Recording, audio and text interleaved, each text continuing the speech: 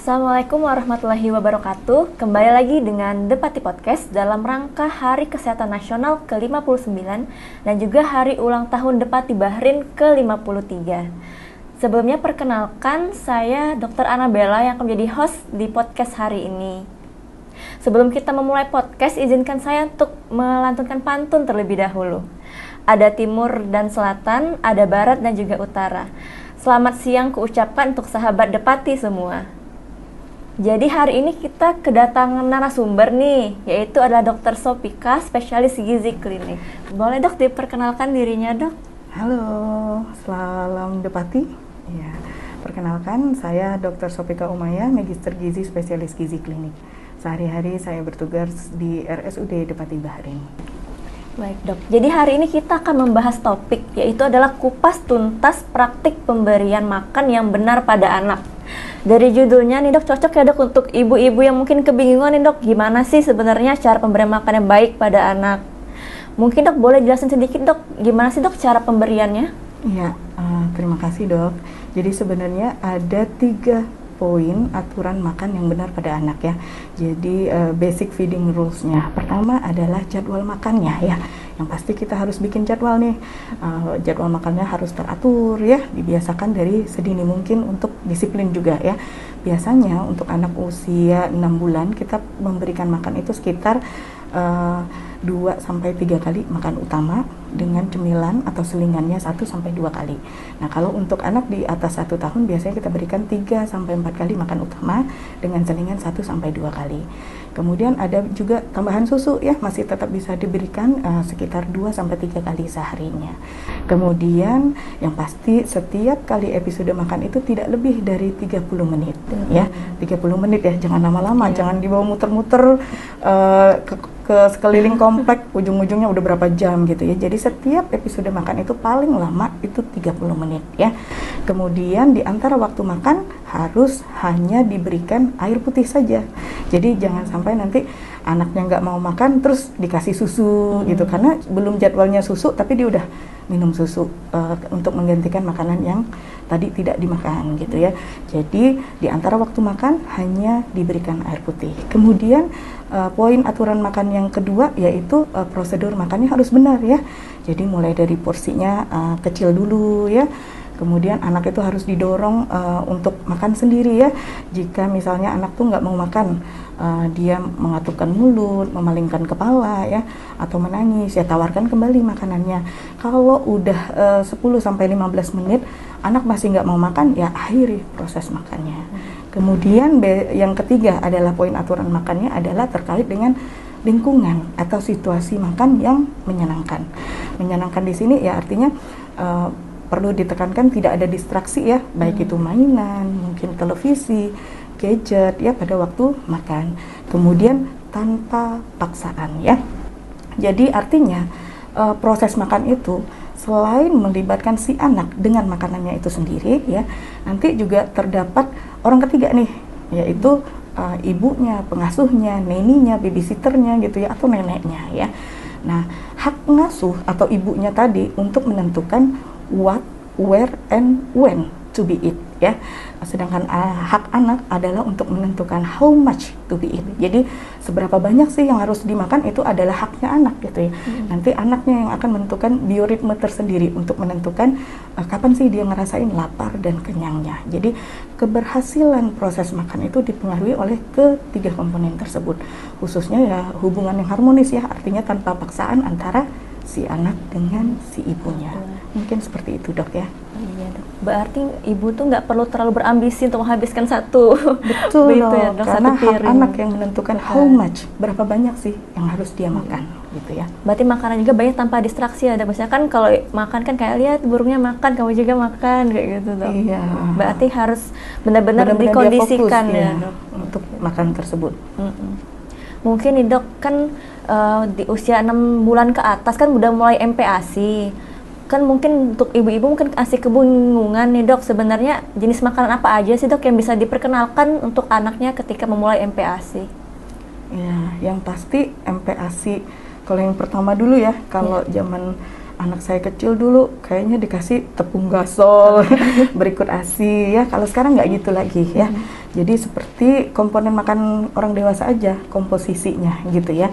Tapi teksturnya aja yang dibedakan ya. Jadi yang pasti MPASI yang adekuat itu adalah MPASI yang harus dapat memenuhi kebutuhan zat gizi, baik itu makro, ya ada karbohidratnya, proteinnya, utamakan sumber hewaninya, kemudian ada lemaknya ya, kemudian lemak itu bisa dari minyak, santan, margarin ya, kemudian harus juga bisa memenuhi zat gizi mikronya, seperti misalnya zat besi, vitamin A, kemudian seng ya, itu diharapkan untuk mencapai tumbuh kembang yang optimal untuk seorang anak ya, tentunya dengan mempertimbangkan mulai dari jumlahnya, frekuensinya, konsistensinya, serta variasi dari makanan tersebut.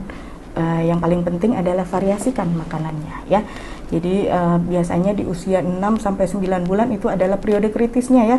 Jadi kita harus memperkenalkan makanan itu sebanyak-banyaknya, variasinya artinya. Jadi banyak macamnya, jangan sampai nanti di usia periode kritisnya kita hanya ngasih makan misalnya satu doang, lebih fokus misalnya hanya ikan aja.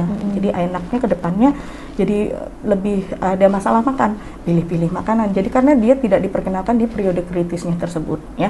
Biasanya di atas 1 tahun dia butuh 10 sampai 15 kali pengenalan makanan tersebut yang tidak dikenalkan di usia 6 sampai 9 bulan. Berarti sekalian untuk eksplorasi juga ya dok untuk anaknya, supaya mungkin ada hubungan nggak dok sama yang pilih-pilih makanan dengan yang makannya itu aja selama MPASI-nya? Bisa jadi mungkin diperkenalkan yang di 6-9 bulan periode kritisnya itu nggak banyak makanannya ya. Jadi yang dikasih itu mulu akhirnya dia ya tadi ketika dia udah 1 tahun ke atas dia butuh 10 sampai 15 kali diperkenalkan baru dia mau gitu loh. Baru dia mau mungkin ya. Mungkin seperti itu dok.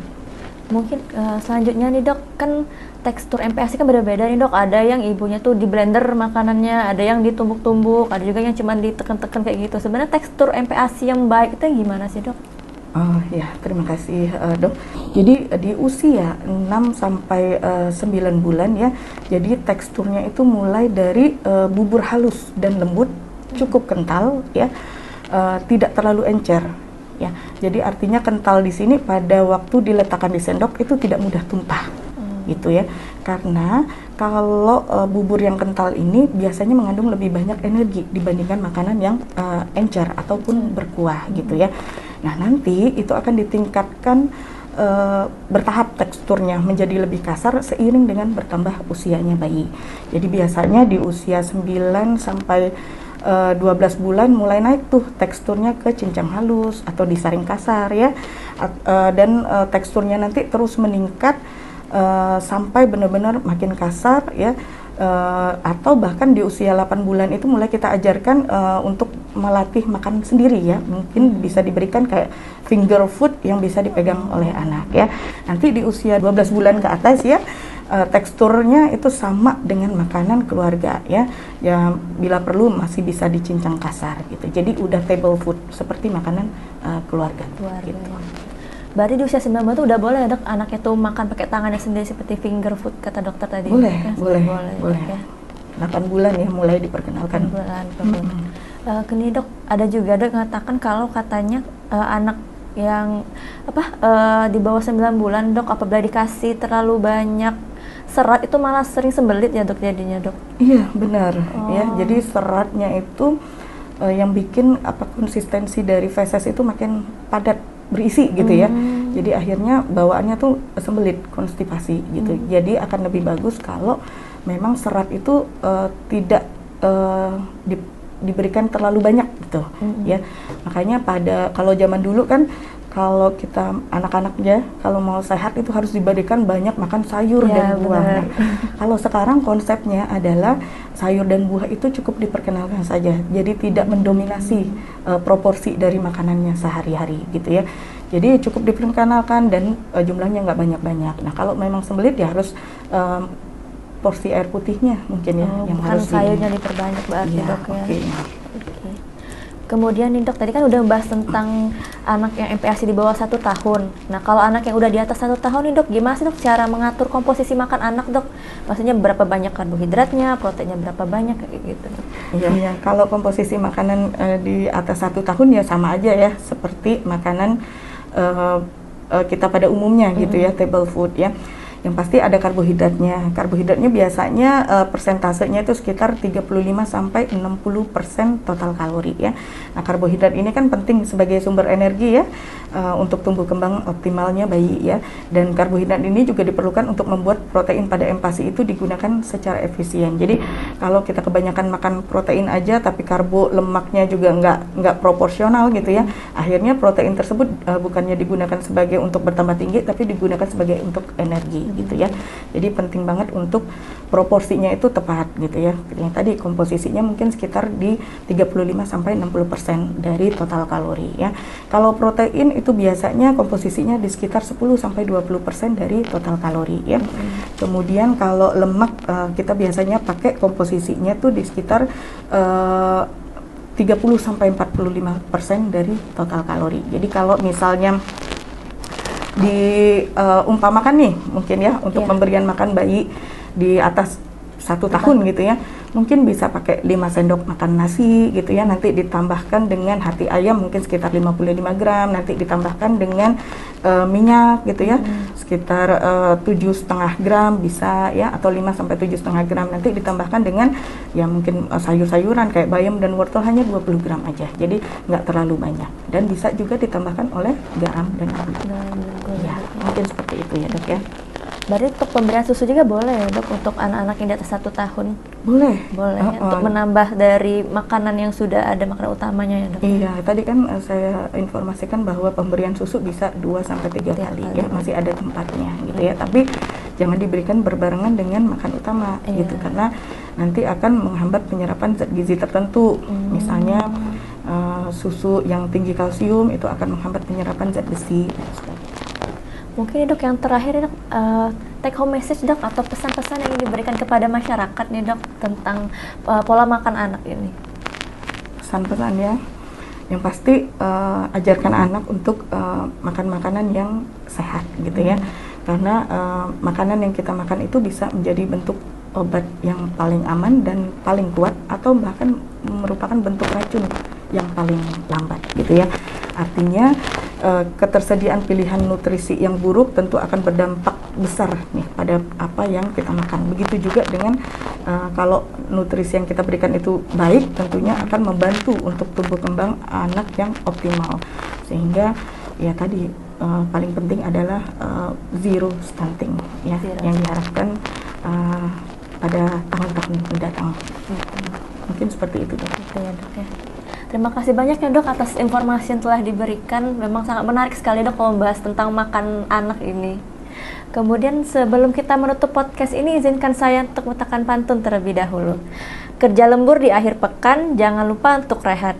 Ayo atur pemberian makan agar anak tetap sehat. Sekian dari kami. Wassalamualaikum warahmatullahi wabarakatuh. Waalaikumsalam warahmatullahi wabarakatuh.